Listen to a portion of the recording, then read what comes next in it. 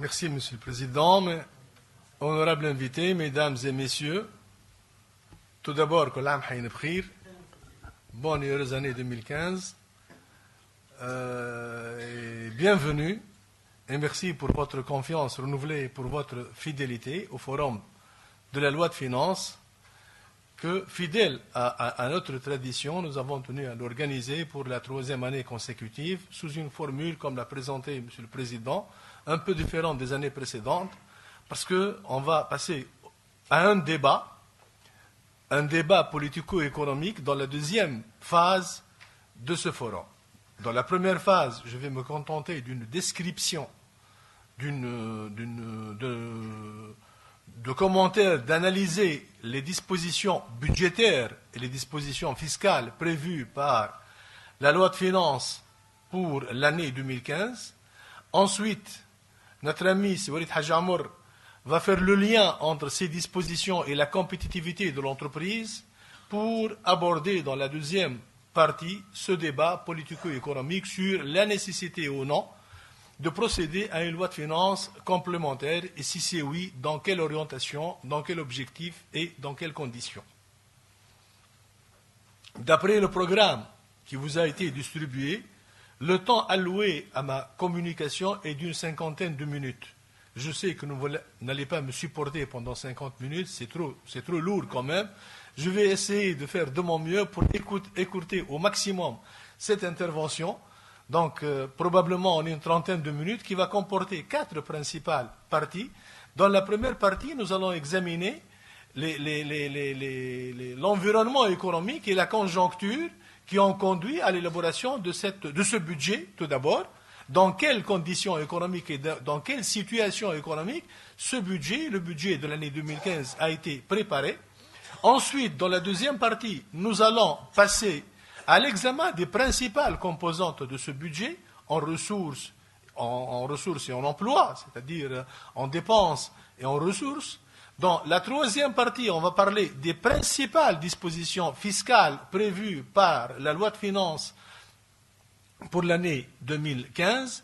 Et dans la 4e partie, qui est une partie importante, mais que certains d'entre nous, malheureusement, ignorent, c'est les dispositions des précédentes lois de finances qui vont entrer en vigueur au 1er janvier 2015. Il ne faut pas perdre de vue que la loi de finances initiale de 2014 et la loi de finances complémentaire de 2014 avaient institué une série de mesures qui entrent en vigueur à partir du 1er janvier 2015 et il serait très opportun et très utile de rappeler, puisque c'est des nouvelles dispositions qui vont entrer en vigueur à partir du 1er janvier 2015. Donc je vais commencer la première partie par le contexte et la conjoncture nationale d'élaboration du budget, l'environnement national.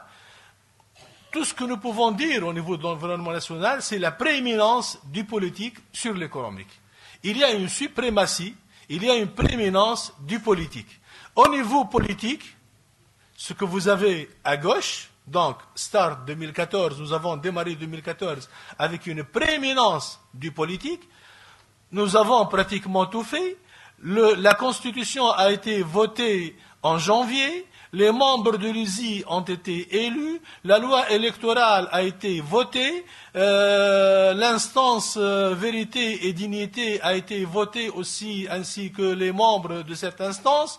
Donc sur le plan politique, il y a pratiquement un achèvement de tout le processus. Sur le plan économique, ce que vous avez à droite, bien sûr en rapport avec les personnes, avec les photos, nous avons un code d'investissement qui est toujours dans les tiroirs de l'ANC. Nous avons une loi sur le partenariat public-privé qui est toujours aussi dans les tiroirs de l'ANC. Nous avons une loi sur le redressement des entreprises en difficulté qui n'est même pas encore discutée. Nous avons une loi sur la capitalisation des banques qui n'est pas encore discutée. Nous avons une loi sur les sociétés de gestion d'actifs qui n'est pas encore discutée. Donc, la prééminence du politique sur l'économique, on le constate. Autoroute, comme vous le voyez, pour le politique, et c'est tant mieux, ça va nous permettre de terminer ce processus de transition, mais vous n'avez pas la priorité, ce que vous avez à droite, ça c'est pour l'économie, ce que vous avez à gauche, c'est pour le politique. D'ailleurs, on le constate à travers même le nombre de lois. En 2014, l'Assemblée constituante, l'ANC, a voté 59 textes de loi. Sur les 59 textes de loi, il y a 35 textes de ratification de protocoles, conventions, accords de prêt, garanties, coopération, échanges, etc. Donc, c'est des lois à caractère politico-économique, et même si c'est de l'économie, c'est de la macroéconomie. Une vingtaine de textes purement politiques, sur la loi électorale, sur l'instance dignité et vérité, sur les dates des élections, etc.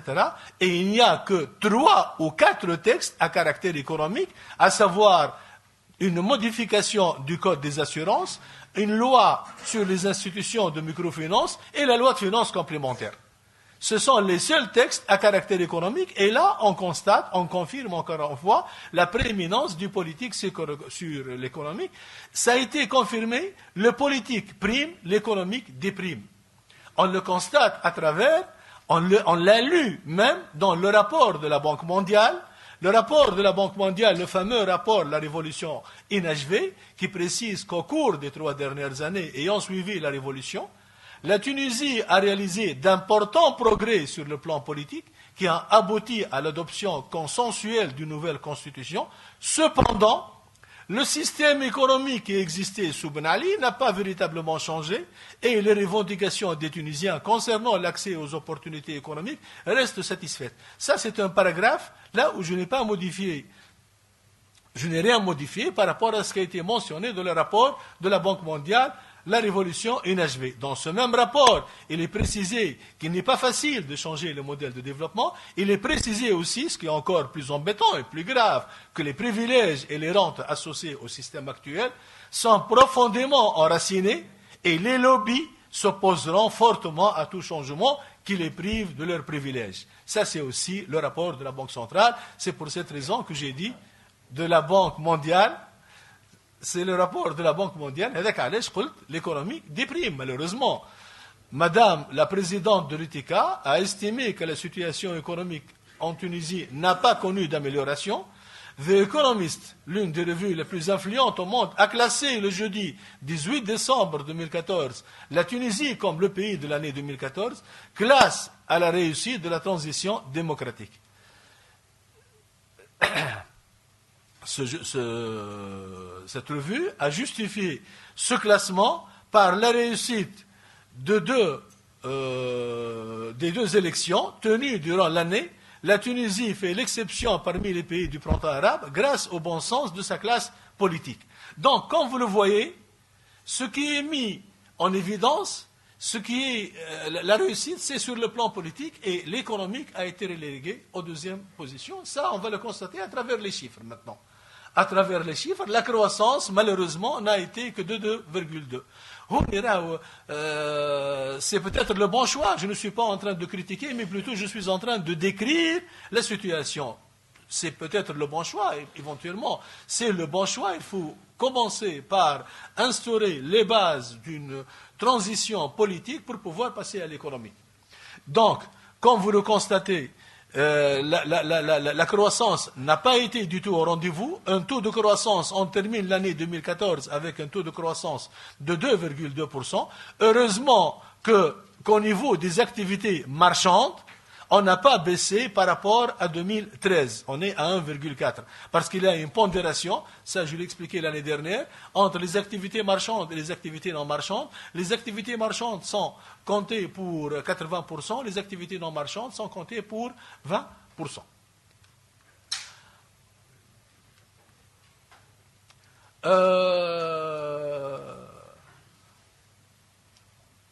Heureusement que la dégradation a été maîtrisée au niveau de la notation souveraine, donc une dégradation qui a été maîtrisée.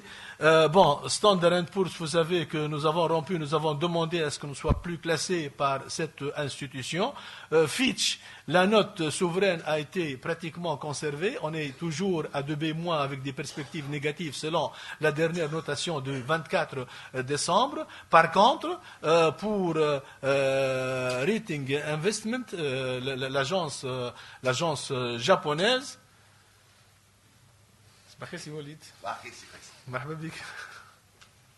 l'agence japonaise, il y a un léger recul. On est passé de 3B- sous surveillance, à 3B-, perspective négative. Donc, mais dans l'ensemble, c'est une dégradation qui est maîtrisée. Pour les autres indicateurs économiques, au niveau du taux de croissance, on est à 2,2, le taux de chômage, 15,2, le taux d'inflation, 5,5, le déficit budgétaire, on est à 5, le rapport dette sur PIB, on est à 51,6, le rapport investissement sur PIB, on est à 21,9, le rapport épargne sur PIB, on est à 16,7. Bon, ça c'est de l'estimation parce que les chiffres définitifs seront officiellement publiés en mars-avril. Donc c'est de l'estimation. Et là, je remercie Semi Moulay, le professeur Semi Moulay qui est là, qui m'a beaucoup aidé à déterminer ces chiffres-là au niveau de l'estimation. Le taux de change, ça n'a pas beaucoup changé par rapport à l'euro, mais le dinar s'est dégringolé par rapport au dollar. Le taux index, amélioration. Le CDL, les créances douteuses et litigieuses, on n'a pas encore le chiffre. Les IDE, 1481. Le taux de couverture, 67,3. La pression fiscale, 22,6. Les réserves en devises, 112 jours. Les recettes touristiques estimées à 3,6 milliards de dinars. Le classement au World Economic Forum, nous avons reculé de 4 positions. L'effet du terrorisme, comme vous le voyez, on est classé 133 sur 144. Et l'effet crime et violence, on est classé 107 sur 144. La solidité de nos banques, on est classé 128 sur 144. Le Doing Business, on a aussi reculé. Le Global Peace Index, on a aussi reculé. L'indice de prospérité, on a aussi reculé. L'indice de corruption, on a aussi reculé. Donc, sur les 20 indicateurs, sur les 20 principaux indicateurs économiques par rapport à 2013, en 2014, nous avons enregistré un recul au niveau de 12 indicateurs et nous avons avancé au niveau de 7 indicateurs.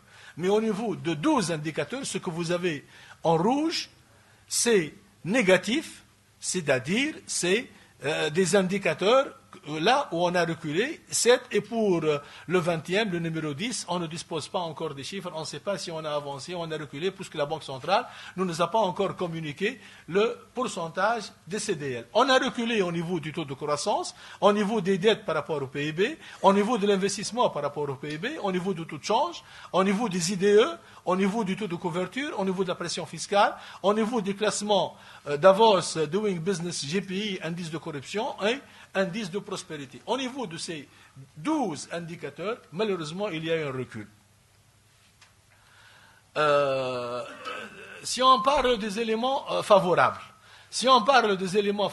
il y a une activité soutenue et la bonne saison agricole, c'est-à-dire le résultat de ces opérations. L'activité soutenue l'année 2000, l'activité économique a poursuivi son dynamisme repris en 2013, qui est traduit par les performances des sociétés cotées en bourse réalisées au 30 septembre 2014 et à comparer à celles de l'année passée à la même date. Donc il y a une certaine évolution. Lorsque je prends le secteur du leasing, des banques et des assurances, nous constatons une augmentation du PNB des banques de 3,74%. Bon, à la limite, c'est une légère amélioration. L'encours des crédits a augmenté de 5,7%. Le PNL, le produit net du leasing, a augmenté de 22,6%. Les mises en force ont augmenté de 15%. Les primes émises ont augmenté de 11%. Les produits de placement ont augmenté de 19,6%. Pour d'autres secteurs, le secteur de distribution de 5 sociétés cotées en bourse, le chiffre d'affaires a augmenté de 17,4%, mais les charges personnelles ont aussi enregistré une augmentation relativement très importante. Dans le secteur industriel, le chiffre d'affaires a augmenté de 6,8% et l'investissement, et ça c'est un élément positif par rapport à l'année dernière, a augmenté de 39,5%. Pour l'immobilier, le chiffre d'affaires a augmenté de 6,2%. Et le BE, l'excédent brut d'exploitation, a augmenté de 100%. Nous avons eu aussi une belle saison agricole, aussi bien au niveau des céréales. Les céréales, la production de la campagne 2013 a été évaluée à 23,1 millions de quintaux. Au niveau des dates, aussi, les exportations réalisées jusqu'à 20 septembre ont été de 87 000 tonnes pour une valeur de 382 millions de dinars. Vignes de cuivre, augmentation de 17%. Les tomates, augmentation de la tomate fraîche de 20% et la quantité industrialisée, augmentation de 14,7%, et les grenades, augmentation de 15%. Pour l'huile d'olive, Pour l'huile d'olive, la saison, comme vous savez, ça chevauche sur les 2 années. Donc la première partie de l'année, la saison était médiocre, la production a baissé de 63%, mais la saison actuelle, en quelque sorte, donc la saison octobre 2014, février 2015, on s'attend à une campagne exceptionnelle en termes de production qui pourrait déjà excéder 280 000 tonnes. En plus, les prix à l'export seront en hausse avec la chute de la production en Espagne, qui a régressé, en Italie aussi, pour passer de 1,4 million de tonnes à 750 000 tonnes. Et la baisse estimée de la production mondiale, donc on va profiter en quelque sorte de cette baisse au niveau mondial qui va avoir un effet sur les prix. Les éléments handicapants, nous avons la balance commerciale, c'est toujours un élément véritablement handicapant, avec un déficit de 12,5 milliards de dinars. Les chiffres sont à fin novembre, les chiffres à fin décembre ne sont pas encore publiés, et le taux de couverture n'est que de 60,5%, alors que l'année dernière, on avait une couverture de 72%. Les exportations n'ont augmenté que 1,2, alors que nos importations ont augmenté de 6,7%. L'investissement, toujours anémique, l'investissement direct étranger a baissé de 12,5% et les investissements déclarés à l'API ont baissé de 1,2%. Donc, et ça, c'est des chiffres fin octobre. L'activité minière, malheureusement, la situation est critique, d'après un communiqué de presse. Une situation critique que vit le secteur de phosphate depuis la Révolution, dont la production était de 8 millions de tonnes en 2010, pourrait être de 15 millions en capacité nominale, mais n'a été en 2014 que de 3,9 millions de tonnes. Un conseil ministériel tenu le 18 février 2014 a constaté que l'arrêt de l'activité du groupe chimique tunisien est de 76 jours en moyenne face à une évolution vertigineuse de l'effectif. Pour la CPG, l'effectif il a passé de 4 898 à 7 391 en 3 ans, une augmentation de 51%. Et pour le groupe chimique, l'effectif il est passé de 4 433 à 7 424, une augmentation de 67%. Ça, c'est un autre facteur handicapant.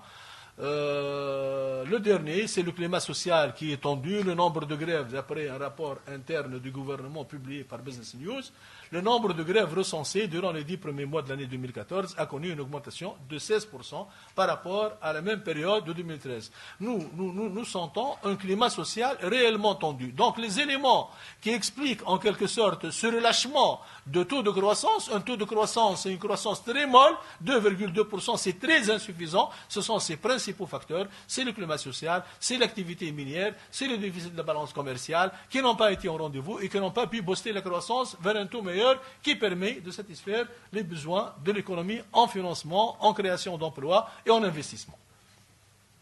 Je passe à la deuxième partie. La deuxième partie sur le budget. Tout d'abord, les hypothèses retenues par le budget de 2015. Les hypothèses retenues par le budget de 2015, un total de budget de 29 milliards de dinars.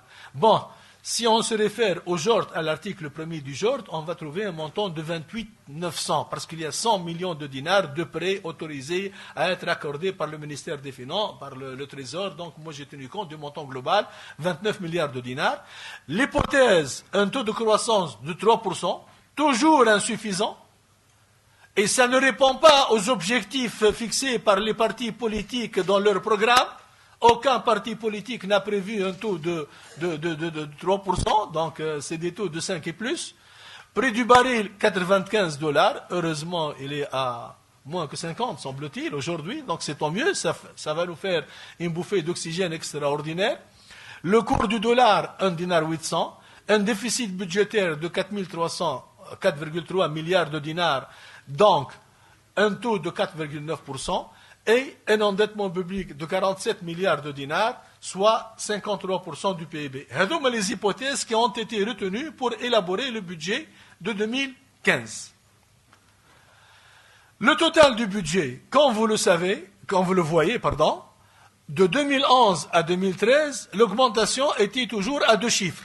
Le budget a augmenté de 16%, 12%, 13,5%.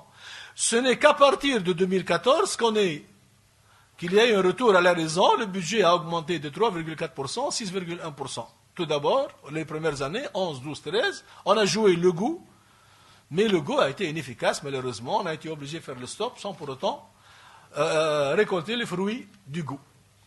Les principales composantes du budget, c'est la rémunération, la compensation et les dépenses de développement.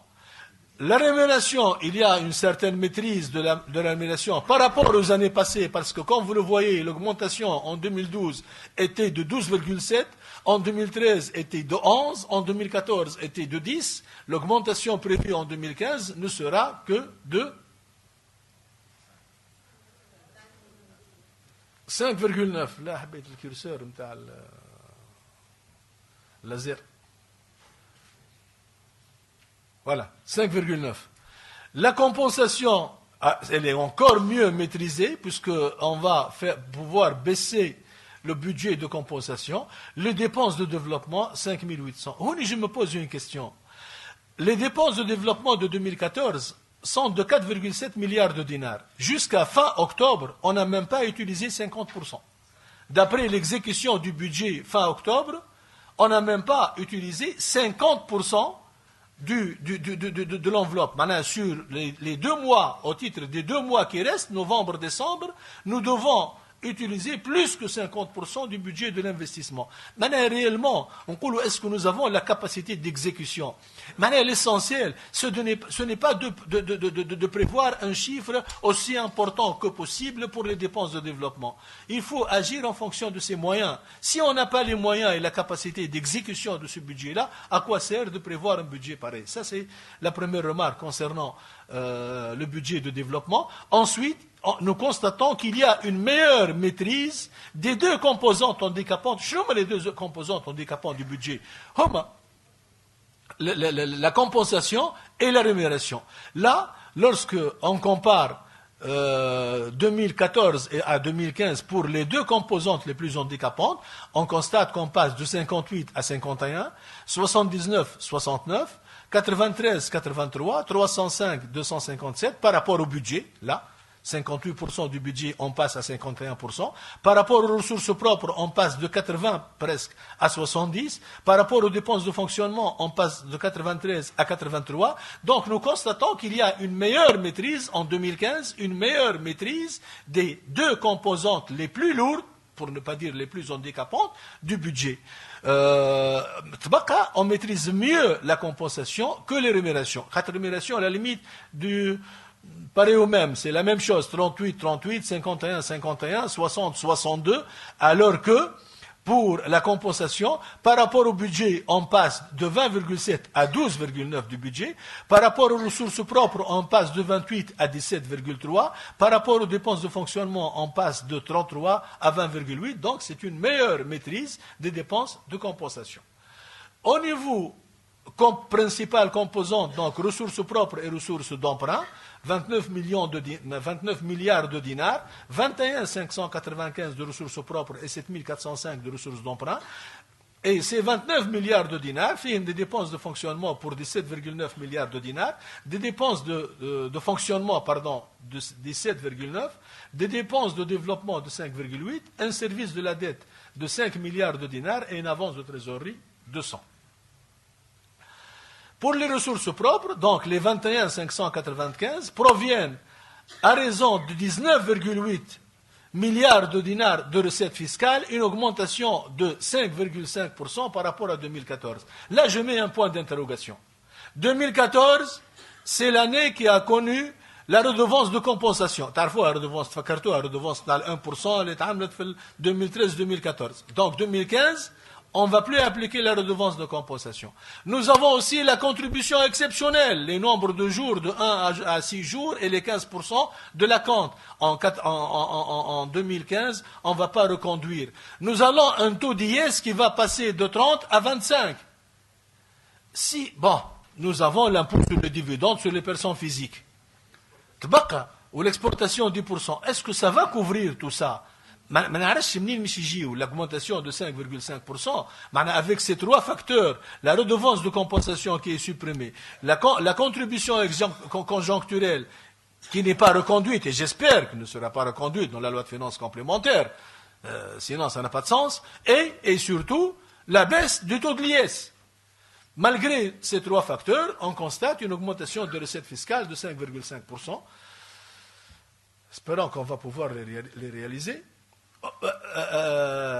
Les recettes fiscales, donc, vont provenir des impôts directs à hauteur de 8 672. Ce qui est inquiétant, c'est que les impôts directs, l'impôt sur le revenu va augmenter de 7,1%, l'impôt sur le revenu provenant des traitements et salaires augmentera de 9,9%, et l'impôt sur le revenu provenant des autres revenus va diminuer de 4,2%. Ma conclusion, c'est quoi? C'est que toutes les mesures que vous avez engagées pour lutter contre la fraude, le forfait, etc., ne vont pas donner leurs fruits. Pourquoi nous avons institué une batterie de mesures dans la loi de finances complémentaires pour lutter contre le commerce parallèle, pour lutter contre la fraude, pour que les professions libérales optent pour le régime réel et paient plus d'impôts, et pour aboutir, en fin de compte, à une baisse de l'IR provenant des autres revenus? On ne va pas atteindre l'objectif escompté, pour lequel nous avons institué toute cette batterie de mesures dans la loi de finances initiale et dans la loi de finances complémentaires. Là, il y a quelque chose qui cloche. Les impôts indirects vont augmenter de 8,5%. Les revenus des participations, les redevances gazoducs, la privatisation et produits de confiscation 200. Bon, espérons pouvoir les réaliser. Jusqu'à maintenant, jusqu'à fin octobre, sur les 100 programmés, on a encaissé 0.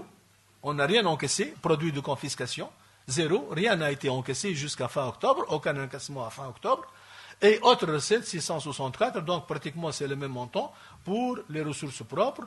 Pour les ressources d'emprunt, l'emprunt intérieur va passer de 3,9 à 3, puisqu'il n'y aura pas d'emprunt national.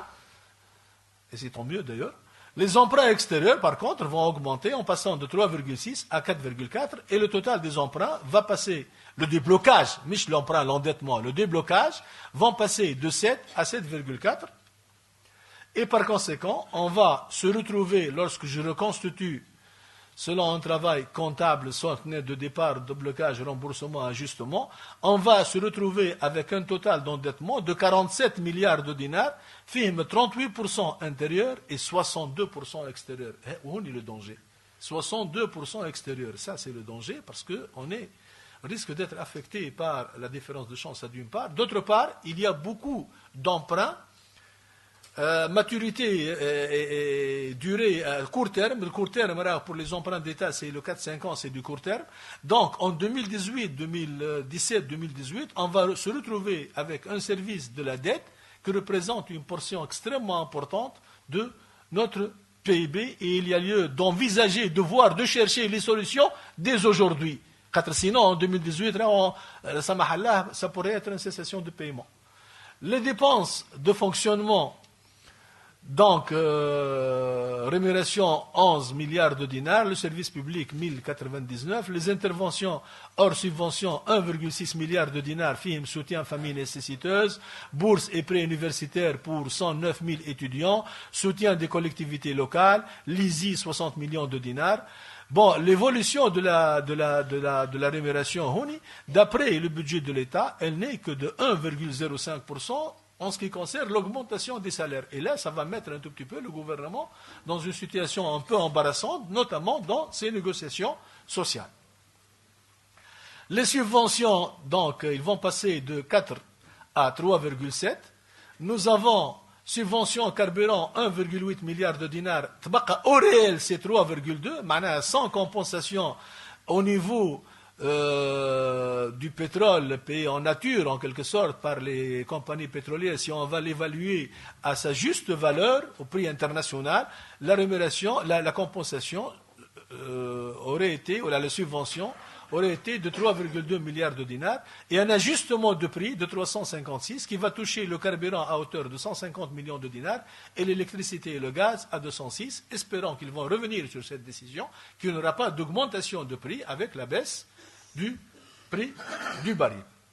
Le déficit budgétaire, donc, c'est l'endettement additionnel corrigé de l'effet des privatisations et de revenus de confiscation, on va être à 4,9%. Et la couverture des dépenses courantes, on va assurer la couverture des dépenses courantes par les recettes courantes. Ça, c'est comme l'exploitation qui couvre l'exploitation. Alors qu'en 2013, on avait moins 2 milliards de dinars, en 2013, 2 milliards de dinars de charges d'exploitation qui ont été couvertes par des revenus exceptionnels tels que confiscation, privatisation, Tunisie Télécom, entre autres, qui a servi à couvrir les charges de fonctionnement. J'arrive à la troisième partie, l'analyse des dispositions fiscales. Comme je l'ai dit, on n'a pas le temps d'analyser toutes les dispositions fiscales prévues par la loi de finances. Les dispositions spécifiques qui se rapportent à des secteurs bien déterminés, le télécom, je vais passer outre, c'est des dispositions relativement simples. Et la loi de finances, c'est une loi de finances un peu light, il faut dire, pour ne pas dire super light, une loi de finances de 46 articles. Il y a une dizaine d'articles réservés au budget, donc régissant le budget, enfin, il y a 10 articles qui régissent le budget, des articles qui ont été rejetés par l'instance provisoire du contrôle de la constitutionnalité des projets de loi. 4. Les assises financières des banques et le montant de la BNA, c'est peut-être une occasion pour féliciter notre ami Si Jafar pour ce montant et pour cette confiance. La Mabrouk Alik Si Jafar. Deux articles. Et la date d'application de la loi, un article. Donc, qu'est-ce qu'il reste? Il reste 29 articles. Il y a une vingtaine d'articles régissant des dispositions fiscales. On va développer les 10 dispositions que je considère les plus intéressantes, les plus importantes et qui pourraient concerner tout le monde. Tout d'abord, l'harmonisation des taux de la retenue à la source avec l'impôt annuel. On sait que la loi de finances de 2014, au niveau de son article 51, avec l'imposition de l'export, a soumis les montants revenus aux sociétés réalisant des opérations d'exportation à une retenue à la source de 1,5% ou à la de 5%. Donc, les sociétés réalisant des opérations d'exportation, puisque l'exportation est désormais imposable au taux de 10%, donc il n'y a pas de raison à ce que ces opérations échappent à la retenue à la source. Et la nette finance de l'année dernière a fixé un montant de retenue à la source de 1,5% au titre des acquisitions de marchandises, d'équipements, etc. et 5% au titre des honoraires, commissions, courtage et loyers.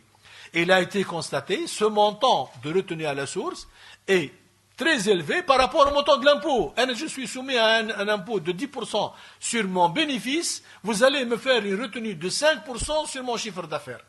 C'est pour cette raison que la loi de finances complémentaire a ramené le taux de 1,5% à 0,5% et le taux de retenue de 5% à 2,5%. Donc c'est un ajustement de taux. Mesures de soutien des établissements ou des entreprises totalement exportatrices. En 2015, les sociétés totalement, ou les entreprises totalement exportatrices sont autorisées à écouler une partie de leur propre production dans une limite ne dépassant pas 50%. Ou à la règle, c'est 30% d'après l'article 16 du Code d'incitation aux investissements. C'est un levier qui est utilisé par le législateur à chaque fois il constate un embêtement quelconque pour les entreprises totalement exportatrices. Tawa, face à la crise du marché européen et surtout le marché libyen, et pour soutenir ces entreprises totalement exportatrices, il a été décidé de les autoriser à écouler sur le marché local, exceptionnellement, au titre de l'année 2015, 50% des ventes de l'année passée. Surtout, il était de 30, en 2011 il est passé à 50, 2012 40, 2013, 2014 30 et 2015 50%. La troisième mesure, c'est l'assouplissement de la restitution du crédit d'impôt. Pas pour tout le monde. Le crédit d'impôt, qu'il provienne de TVA ou d'IR ou d'IS, d'acompte provisionnel de retenue à la source, est restituable intégralement et sans contrôle fiscal préalable. Il est restitué intégralement sans contrôle fiscal préalable. Pour qui? Pour les sociétés qui relèvent de la direction des grandes entreprises. Pour les sociétés, c'est anticonstitutionnel. C'est anticonstitutionnel. D'ailleurs, l'anticonstitutionnalité. Donc, c'est pour les entreprises qui relèvent de la direction des grandes entreprises. Et bien entendu, il faut remplir les autres conditions. Je nomme les autres conditions. Des entreprises qui ont l'obligation de nommer un commissaire aux comptes, et le commissaire aux comptes, au niveau de son rapport, le rapport ne doit pas comporter de réserve de nature fiscale. En plus, il faut disposer d'un rapport auditant le montant de ce crédit établi par le commissaire aux comptes. Moi, j'aurais souhaité que le rapport soit établi par un expert comptable. Yézi, le commissaire aux comptes, Khafouali, c'est Ibali. Donc, le fiscaliste, expert comptable, le commissaire aux comptes, c'est Ibou. Donc, elle est la mesure. Pour la compétitivité de la DGE, oui, mais pour les autres entreprises, non. Suppression de l'imputation du minimum d'impôt. Le minimum d'impôt 0,2%, on pouvait, d'après la loi de finances de 2014, on peut l'imputer sur l'impôt des 5 prochaines années, des 5 années à venir. La loi de finances a purement et simplement supprimé cette possibilité d'imputation. La 5e mesure, c'est la généralisation de la retenue à la source libératoire aux établissements stables en Tunisie des entreprises étrangères. Les établissements stables en Tunisie des entreprises étrangères n'étaient soumis qu'au titre des travaux de construction, opérations de montage et activités de surveillance, au taux respectif de 5%, 10% et 15%, lorsque, bien entendu, la durée est inférieure à 6 mois. La loi de finances a étendu cette imposition par voie de retenue à la source à tous les services. Il n'y a pas que les opérations de construction, de surveillance ou de montage. N'importe quel service réalisé par un établissement stable en Tunisie, par une personne non résidente en Tunisie, dont la période d'exercice ne dépasse pas 6 mois, est soumis à une retenue à la source. À quel taux? Au taux de la convention, ou à défaut, à un taux de 15%. Donc, tous les services sont soumis à retenue à la source au taux conventionnel ou à défaut au taux de 15%. L'extension de la retenue à la source au titre des revenus distribués par les établissements stables des entreprises étrangères, là, pour mettre sur le même pied d'égalité les entreprises tunisiennes et les établissements étrangers, les établissements stables des entreprises étrangères. Les établissements stables, l'établissement stable, ce n'est pas une société anonyme. Assemblée générale ou affectation de résultats, c'est un établissement stable d'une entreprise qui se trouve en France, en Allemagne et en Belgique. Normalement, on ne peut pas parler de distribution proprement dite. La loi de finances considère que les bénéfices des établissements stables en Tunisie sont présumés être distribués au profit des associés non domiciliés et par conséquent soumis à la retenue à la source. À quel montant? Ça, sur le bénéfice comptable. Ce n'est pas le bénéfice fiscal. Le bénéfice comptable, moins l'IS dû par cet établissement stable. Établissement stable, par conséquent, il y a un IS. S'il n'y a pas de convention, 5%. Pourquoi? Parce qu'on va se référer au droit interne. S'il n'y a pas de convention et que le bénéficiaire est résident d'un paradis fiscal, c'est 25%. S'il y a une convention, il y a lieu de voir les dispositions conventionnelles. Dans les dispositions conventionnelles, dans certains cas, on attribue le droit d'imposer au pays de résidence de la mère, telle que la convention tuniso-belge, tuniso-italienne, avec le Pays-Bas, et qui est conforme au modèle de l'OCDE, de l'OCDE, qui est conforme au modèle de l'OCDE, donc il n'y a pas de retenue à la source, puisque le droit d'imposer revient à la société mère, où elle, on attribue au pays de la source le droit d'imposition. C'est la convention tuniso-française, au niveau de son article 15 d'ailleurs, Grande de Bretagne, le droit d'imposer. Par conséquent, il y a une retenue à la source selon la convention, sans dépasser 5%, Katadi, Madame Chiou, limite inférieure entre le droit interne et la convention. La contribution exceptionnelle conjoncturelle, ne vous en faites pas, elle n'est pas reconduite, elle n'est prévue que pour ceux qui avaient échappé, entre guillemets, à cette contribution l'année dernière parce que l'exercice social ne coïncide pas avec l'année civile. Lorsque l'exercice social ne coïncide pas avec l'année civile, donc on se retrouve avec des dates d'échéance d'acompte provisionnel différentes du 39 et du 25/9 et du 25 décembre, et on aurait pu échapper à la contribution conjoncturelle.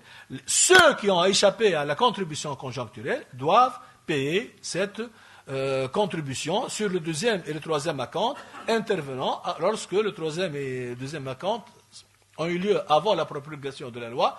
La contribution 15% de l'acompte demeure exigible en 2015 si elle n'a pas été payée sur les acomptes en 2014. Même chose pour les entreprises pétrolières. Il est prévu une redevance, une contribution sur les déclarations du deuxième semestre. À l'ASS, le Code des hydrocarbures prévoit 4 déclarations trimestrielles par an. Or, nous avons des entreprises qui ont des conventions anciennes qui demeurent en vigueur et qui ne sont pas régies par le Code des hydrocarbures. Par conséquent, des entreprises qui ont déjà déposé leur déclaration en 25 mars et qui ont échappé à cette contribution conjoncturelle, ces entreprises vont payer en 2015 une contribution égale à 10% de la moitié, 50%, de l'impôt pétrolier exigible au titre de l'année 2014 avec un minimum de 20 000 dinars. Le commentaire à ce niveau-là, celui qui a payé la contribution conjoncturelle en 2014 n'est pas concerné par cette mesure. L'élargissement du champ d'application de l'IS aux associations, donc les associations, c'est très laconique, les associations régies par le décret-loi 2011-88, les activités doivent exercer leur activité conformément au texte les régissant. Tout exercice non conforme à la législation régissant l'association entraîne une requalification de celle-ci et la rend soumise à l'IS au taux de 25%. Qu'est-ce qu'on entend par association qui exerce son activité de manière non conforme au texte? C'est le flou le plus total. Donc il y a lieu de préciser cette question non conforme au texte. Ne pas distribuer de bénéfices, c'est la seule condition, c'est ce qui fait distinguer l'association de l'entreprise. Renforcement de l'avant-dernière mesure, renforcement des garanties des contribuables en matière de vérification préliminaire. Lorsque l'administration fiscale demande des renseignements aux contribuables dans le cadre d'une vérification préliminaire, la loi prévoyait 2 délais. Un délai de 10 jours et un délai de 15 jours si on va demander des renseignements auprès d'une institution située à l'étranger. La loi de finances a unifié ces délais et les a prorogés. Donc le délai est de 20 jours pour répondre aux demandes d'éclaircissement formulées par l'administration fiscale dans le cadre d'une vérification préliminaire. Nous disposons de 20 jours et non plus de 10 jours. Et l'administration fiscale a l'obligation de notifier aux contribuables les résultats de l'opération de vérification préliminaire dans un délai ne dépassant pas 90 jours. Déjà, l'administration est liée par un délai. 3 mois pour répondre, pour notifier les résultats de la vérification préliminaire. Et pour la vérification approfondie, ce qui est encore plus important, kiff, le demande d'éclaircissement 10 jours, on va passer à 15 jours, et la réponse à la notification des résultats de vérification fiscale, avant on avait un délai de 1 mois. Nous devons répondre dans le délai de 1 mois. Le 25 novembre, donc nous avons jusqu'au 24 décembre pour répondre. Donc le délai était de 1 mois, le délai maintenant est de 45 jours. Et l'élément que je considère positif ici, c'est que l'administration est liée par un délai. L'administration doit répondre par écrit à l'opposition du contribuable sans délai. Sans délai, c'est avant la loi de finances. Après la loi de finances, dans un délai de 6 mois. Bien sûr, ce délai de 6 mois est décompté à compter du 1er janvier. Il y a une notification le 4 juillet. Ça y est, 6 mois, nous sommes le 5 janvier, c'est fini, l'administration... c'est un vice de forme, ne peut plus. Non, le délai de 6 mois est décompté. L'administration, même pour les notifications de résultats qui ont eu lieu en 2013, même en 2013, l'administration conserve ce délai de 6 mois à partir du 1er janvier. La dernière mesure, timbre fiscal forfaitaire sur les voyages, si vous faites beaucoup de voyages, c'est 1000 dinars, forfait c'est pour encaisser le plus rapidement possible. Les mesures des lois de finances 2014, reconduites ou entrées en vigueur en 2015, j'en ai encore pour 5 minutes maximum, mais je m'excuse si j'étais un peu long. L'imposition des dividendes, la prorogation de la régularisation pour bénéficier de l'amnistie fiscale. N'arfo les lois de finances complémentaires.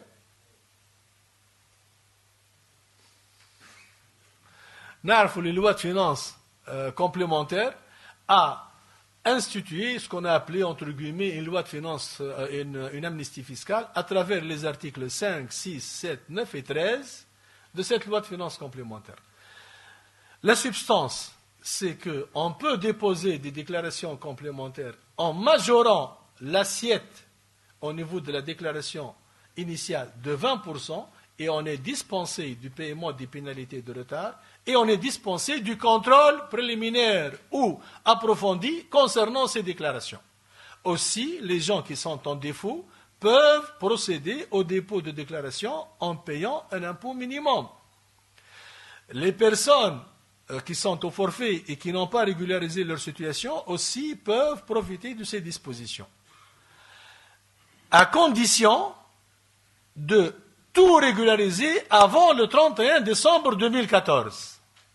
Donc, la déclaration complémentaire, les 20% en plus, etc., il faut le faire avant le 31 décembre. La déclaration spontanée, lorsqu'on est totalement en défaut, il faut les faire avant le 31 décembre 2014.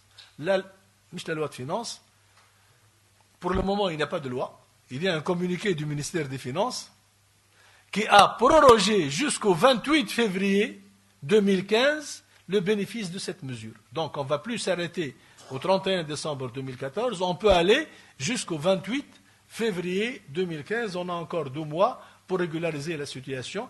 Les cas, l'insuffisance, en cas d'insuffisance, les forfaits BNC, défaut de dépôt de déclaration, ou le défaut d'immatriculation.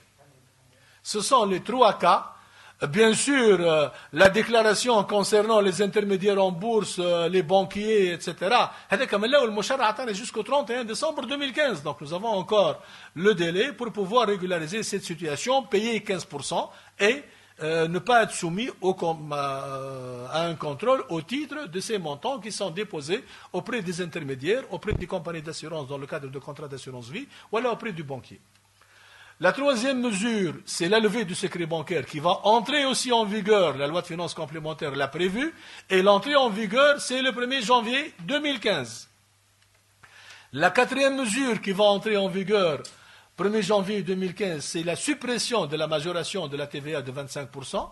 On sait que, d'après le code de la TVA, lorsque les ventes faites par les producteurs et les grossistes à des non-assujettis sont soumises à une majoration de 25%. Et on dit souvent, on va vous facturer 22,5. 22,5, c'est 18 plus les 25% du 18. Cette majoration a été supprimée à partir de janvier 2015 et le règlement de dépenses en espèces, le montant de 20 000 dinars est ramené à 10 000 dinars à partir de janvier 2015. Si on ne va pas porter le montant du bénéficiaire au niveau de la déclaration d'employeur. Donc, pour toutes les dépenses en espèces faites, dépenses au-delà de 2000 dinars, le nom du bénéficiaire, il faut le porter au niveau de la déclaration d'employeur. Rationalisation du bénéfice du régime forfaitaire, la dernière mesure. À partir du 1er janvier 2015, il y a exclusion du régime du forfait de certaines activités fixées par le décret 2014 de 1939 du 1er août 2014. La date d'effet, selon l'article 2 du décret, c'est le 1er janvier 2015. Le décret comporte en annexe la liste des activités relevant des secteurs industriels, des secteurs du commerce et du secteur du service qui sont exclus, tels que la pâtisserie, tels que les salons de thé, tels que les coiffures, tels que, etc., qui sont exclus du régime du forfait. Il y a lieu de se référer à ce décret-là pour pouvoir examiner la liste des activités exclues du régime du forfait à partir de janvier 2015. Et je vous remercie pour votre attention.